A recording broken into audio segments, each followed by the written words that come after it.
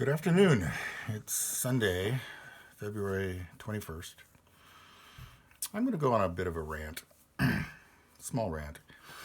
I saw a photograph yesterday online of a pair of mugs with what I'd have to describe as spindly handles. I don't know if they were trying to achieve some sort of artistic thing or they were trying to save a penny or two on clay. But I would worry about picking those cups up empty, much less with a liquid in them. And what this brings up for me is that there are two issues going on when you're using a pot with a handle.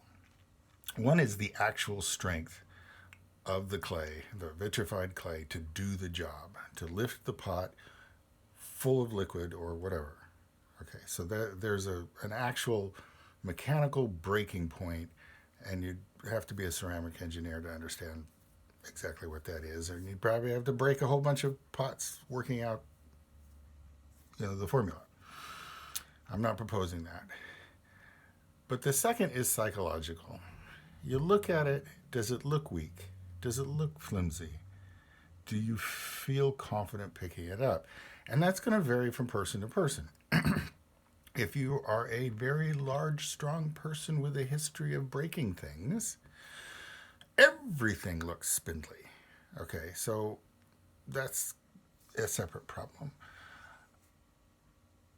If you don't give a damn, if you break pots and don't care, well, then you don't worry about anything because nothing matters.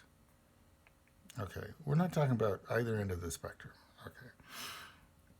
In my training and in my experience, a good handle has a couple of features to it. Okay, so this is probably the spindliest handle I could justify selling on a pot. Okay, it was pulled separately so I could get the high angle of contact, and I cut it and attached it and so forth.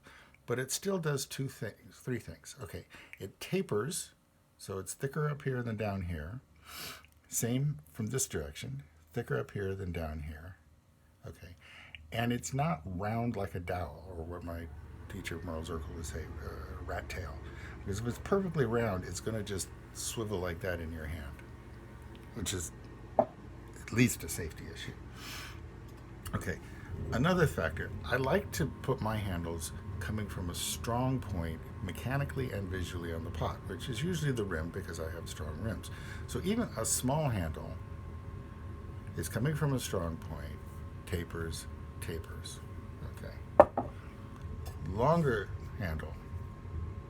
Okay, same rules, tapering, but of course the taper has to be more gradual, and this is that drunk-proof grip I showed you. And occasionally you'll do one where, it's in the middle, and, this handle could have been up here, or could be, that's a aesthetics choice, but it's also sort of a mechanical choice because the rim is marginally higher than I'm used to.